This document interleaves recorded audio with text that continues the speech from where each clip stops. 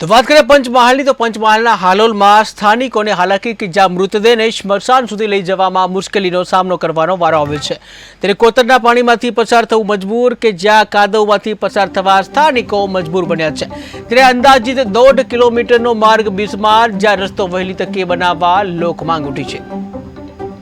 રામજુના ઝાંકરિયા ફાટાફળિયા અમરા તલાવડીથી ઝરવણ ફળિયા સુધીનો રસ્તો એકદમ તદ્દન ખરાબ છે। કાદવ કિચડમાં રહીને જવું પડે છે, કોતરમાં પાણીમાં ઘેર ઘેર સુધીના પાણીમાં રહીને જવું પડે છે। એટલા માટે અમારે રસ્તો બનાવવા માટે આજે વર્ષોથી માંગણી કરી રહ્યા છે, પણ માંગણી અત્યારે કોઈ સ્વીકારી નથી રહી। ત્યારે અત્યારે અમારે કાદવ કિચડમાંથી જઈને પસાર થવું પડે છે, એટલે અમારે આ રસ્તાની માંગણી છે। અમારે આ વર્ષોથી શમશાન જવા માટેનો રસ્તો હારીને જ જઈએ છે અને કેળ કેળ પાણી ઉતરીને જવું પડે છે। અમરા તલાવડીથી ઝરવાણ ફળિયા નિશાળ સુધીનો રસ્તો થઈ જાય તો સારું એવું અમારા ગામ લોકો બધા કહીએ છે। શું નામ તમારું? મારું નામ ફૈજીભાઈ માનસિંહભાઈ રાઠવા। અહીં જૂના ઝાંખરિયા ફાટાફળિયામાંથી અમારે જવાનો રસ્તો।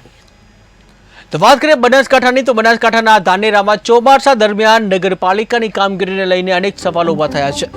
ન ક્યાંય સારા રસ્તા છે, ન ક્યાંય ગટર લાઇન કે જ્યાં ન વરસાદી પાણીના નિકાલની વ્યવસ્થા, પરિણામે નાગરિકો ત્રાહિમામ પોકારી ઉઠ્યા છે। ત્યારે હુસેની ચોક ખાતે સ્થાનિકોએ થાળી વગાડી પાલિકા સામે વિરોધ નોંધાવ્યો હતો। વારંવાર રજૂઆત કરવા છતાં કોઈ કામગીરી ન થતા સ્થાનિકોએ આક્રોશ વ્યક્ત કર્યો છે। ત્યારે બીજી તરફ ભીલવાસની આસપાસ પણ આવી જ દશા છે। 5000 કરતાં વધુ લોકો અહીં વસવાટ કરે છે। આ વિસ્તારમાં પાલિકાની સુવિધા આપવામાં નિષ્ફળ જતા લોકોએ પાણીમાં ઊભા રહી રામધૂન બોલાવી હતી। 2 માસથી વરસાદી પાણીની સાથે ગટરના પાણી ભરાયેલા છે, ત્યારે વિસ્તારમાં પાણીજન્ય રોગચાળાનો ભરડો છે। ત્યારે અનેક બાળકો અને નાગરિકો બીમારીમાં સપડાયા છે। ત્યારે પાણીમાંથી સ્થાનિકોને ચાલવા મજબૂર બન્યા છે। ત્યારે પાલિકા ફોટા પાડી કામગીરી કર્યાનો સંતોષ માને છે, પણ નક્કર કામગીરી ન થતા સ્થાનિકો અને વિસ્તારની દશા અને દિશા ખરાબ છે। છોકરોને પગમાં ખાજ આવે, છોકરોને પગમાં આખા ચોપડે આખી લૂસાઈ ગઈ પગનો। બાળ મંદિરે છોકરો ને એની સ્કૂલમાં આજ 15 દિવસથી ઘરે બેઠા છે। બાળ મંદિરમાં મિલતો નહીં ને એના છોકરા છે લપસાઈને પડી જાય, હાથ પગ ભાગે અને ઘરે આવે। અમારો કોઈ પાણીનો નિકાલ આવતો જ નથી। નગરપાલિકા વાળા કોઈ કશું જ કામ કરતા જ નથી। અમારે પાણી ભરેલું છે પણ કેમ હેડે, કેવી રીતે હેડે, પણ અમારા નગરપાલિકા કોઈ અમાને વાત નહીં સાંભળતા। પહેલાં અમારે 10-15 વર્ષ પહેલાં બધું થતું હતું, પણ હવે કંઈ થતું નથી।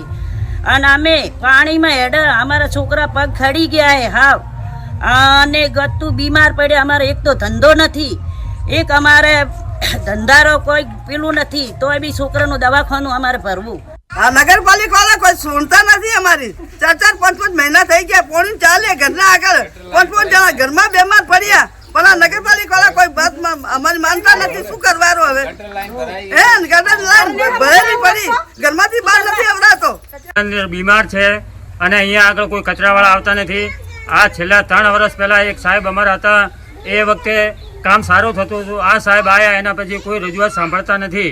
આપણે ચીફ ઓફિસરમાં એ છે કે તમારે જ્યાં જાઓ ત્યાં કલેક્ટર સુધી જતા રહો, જેમ થતું હશે એમ થશે, આવી રીતનો જવાબ મળે છે અમને। 3 મહિનાથી નગરપાલિકાને અપીલ કરી, નગરપાલિકા વાળા કોઈ ખબર લેતા નથી। રસ્તા ગંદકી આખી ભરાયેલી પડી છે, ઘરમાં 5-5 માણસો બીમારો, મજૂરિયા માણસ મજૂરી લાવીને બચાવતી બીમારી હટાવવા અમે અને ખાડા સંભાળતા નથી। અમે આજે એટલે વિરોધી તો વાત કરીએ તાપીની તો તાપીમાં એલસીબી ટીમે શંકાસ્પદ ખાતર ઝડપ્યું છે કે જ્યાં શંકાસ્પદ યુરિયા ખાતરનો જથ્થો ઝડપી પાડવામાં આવ્યો છે। ત્યારે ધુલિયા સુરત નેશનલ હાઈવે પર કાર્યવાહી કે જ્યાં ચેકિંગ દરમિયાન ઝડપાયો ખાતરનો જથ્થો।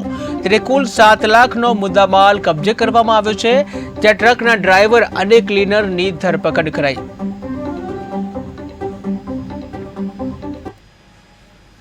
વાત કરીએ ભાવનગરની તો ભાવનગરના કુંભારવાડામાં ઝડપાયું ઓનલાઈન જુગાર કે જ્યાં બાતમીના આધારે જુગારધામ ઉપર રેડ પાડવામાં આવી। રેડ કરી 9 ઇસમોની અટકાયત કરવામાં આવી છે। રૂપિયા 42,000નો મુદ્દામાલ જપ્ત કરાયો છે।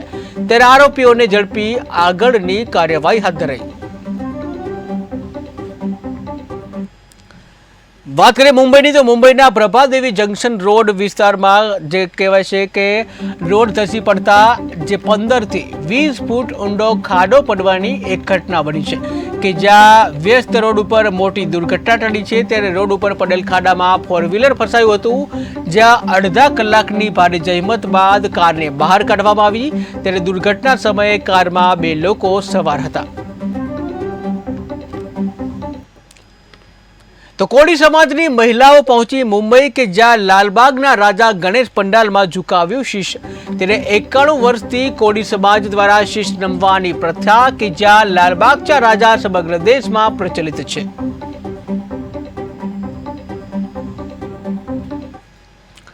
વાત કરીએ જૂનાગઢની તો જૂનાગઢમાં યુવાન ડૂબિયાનો બનાવ બન્યો છે, જ્યાં વિસર્જન કરવા ગયેલ યુવાન ડૂબ્યો છે। સર્ચ ઓપરેશન હાથ ધરી મૃતદેહને બહાર કાઢવામાં આવ્યો। મગરોની વચ્ચેથી મૃતદેહને બહાર કાઢવામાં આવ્યો।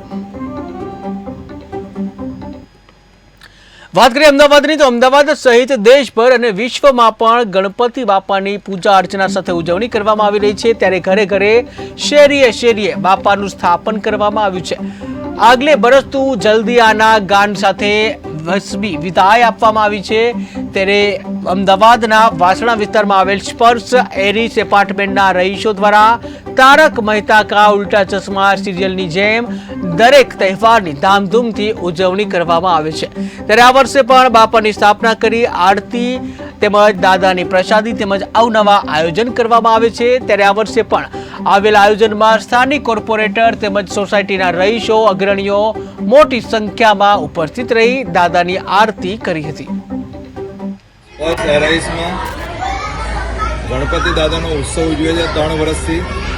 આજે અમને બોલાવે છે એ બધાનો ખૂબ ખૂબ આભાર છે આજે, ને આ સરસ આયોજન કરે છે ને બધા સભ્યોની એકતા જળવાય છે, એકતા સાથે રહે છે।